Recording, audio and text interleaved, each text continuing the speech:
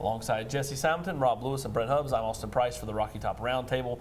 Guys, it's BYU week. Who would have thought that we're trying to figure out a way for Tennessee to get to 1-1? We thought maybe that Tennessee could be 1-1 after 2 games, that BYU would be the loss. Instead, it was Georgia State.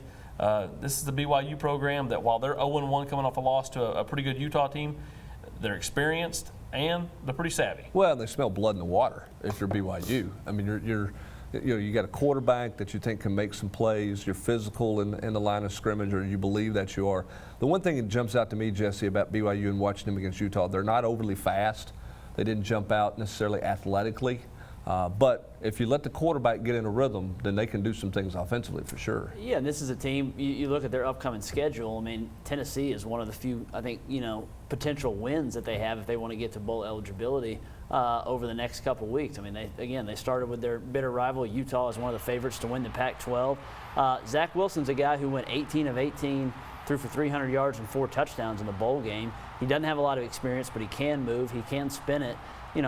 We've seen these athletic quarterbacks give Tennessee some problems in the last few years, especially last week. Dan Ellington was not a guy who, was just a natural drop back and throw it guy, and Tennessee had issues there. So BYU's linebackers are not particularly fast, but they have a lot of experience, and they're going to give Tennessee trouble. I mean, they gave up a lot of rushing yards a week ago, Austin, and so that's the question. Can Tennessee find a way to run the ball? Last week, Utah gained, I think, something like 260. I think it boils down to, is Tennessee committed to running the ball, Rob? I mean, this is a program that a week ago ran for 95 in the first half, went backwards in the second, but really didn't try to establish anything in the second, got real pass happy. If you stay consistent, are you under the impression that Eric Gray and Ty Chandler can make some plays?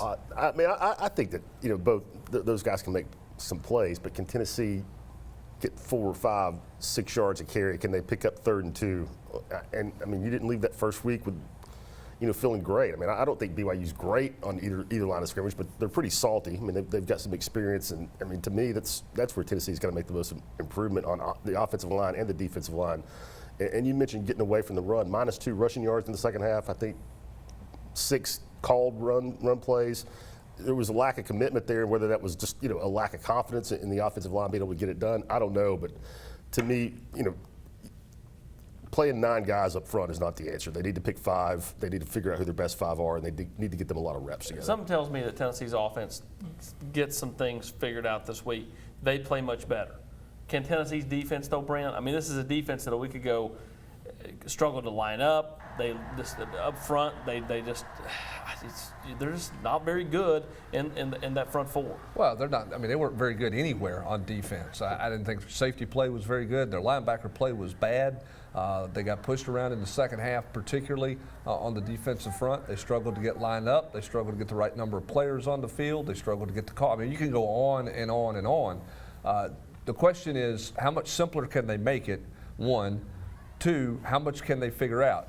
You've got, as Jeremy Pruitt likes to say, guys, I got this job because I was a pretty good play caller on defense. This is his defense. This is his challenge to get it fixed this week. When you talk about what's priorities, his priority, hopefully all week, has been fixing this defense, because that should be the thing he's most comfortable with fixing. Once a ball hawking, secondary, they had 1 pass breakup all of Saturday, and that was by Darrell Taylor, who was split in, covering a tight end. I mean, that kind of speaks to, Tennessee's just inability to even be around the football. DeAndre Johnson had the big forced fumble, which was a nice hustle play, but otherwise, he was invisible. They just, whether it's a secondary pass rusher, I thought, you said linebacker play was bad. I mean, it really was. And that, I think, remains a real concern. I would stick with Daniel Batuli out? Yeah, I mean, we don't know Daniel Batuli's status.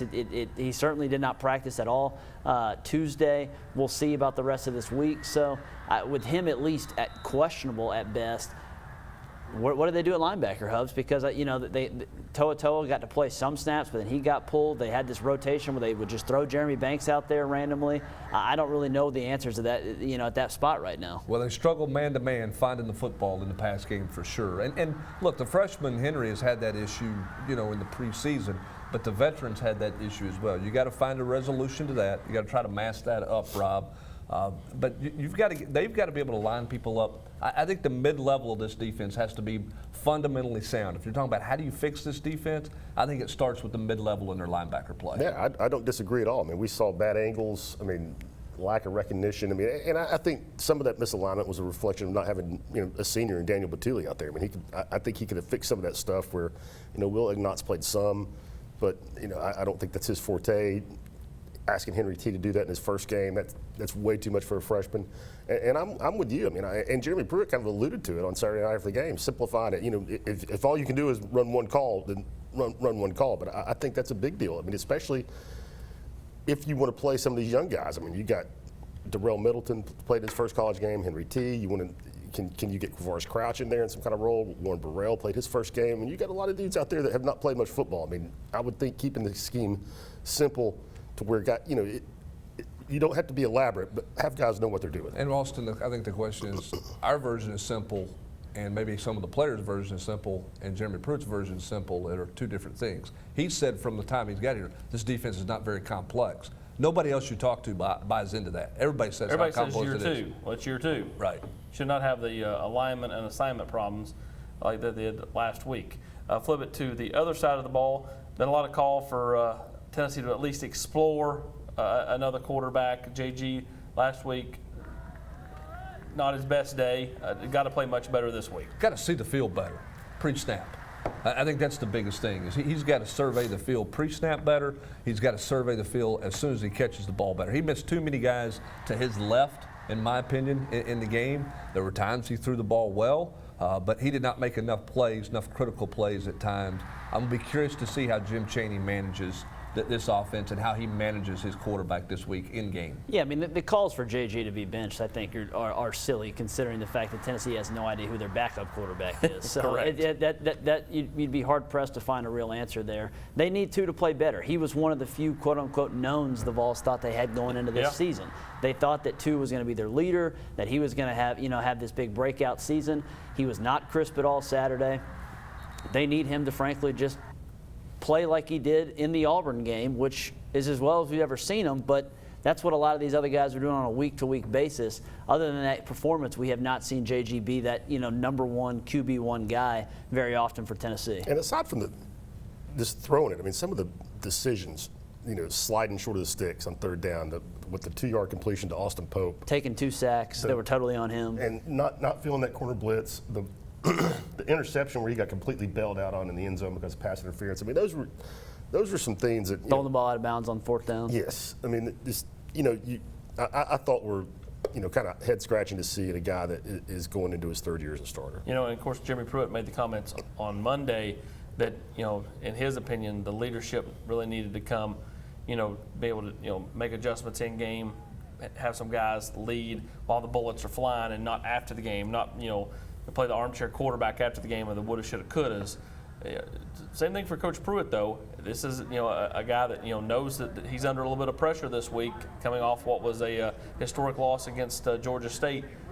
How do you think he responds? I'd say he's under a lot of pressure. I mean, that last week was arguably one of the worst losses, if not the worst loss in modern era in Neyland Stadium. And we're going to find out really quickly on Saturday if everyone's favorite pet theory that Tennessee's only been working on BYU the last month is true.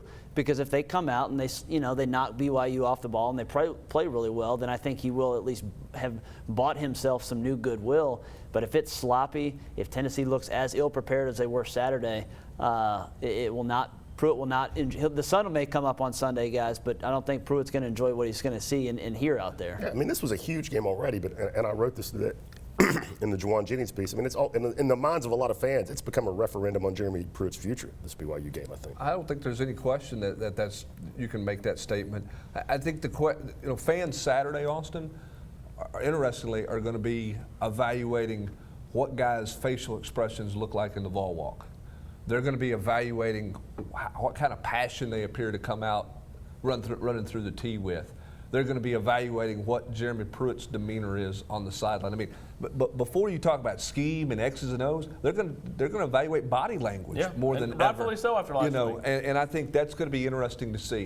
This is the same coach who, in their first spring game, turned over tables in the locker room because the team didn't have the intensity he wanted them. He wanted them to take the spring game like, turning over tables. He's also the same coach that last week didn't show nearly that kind of fire in a football game that was as bad of a loss as we've seen. I think it's going to be fascinating to see from the top all the way through the roster what their demeanor is in this football game early and what it is if adversity hits them early. Of course, it's Tennessee and BYU, 7 o'clock, coming up on Saturday night. For Jesse Simonton, Rob Lewis, and Brent Hubbs, I'm Austin Price. I can't throw these tables. Back to the general's quarters.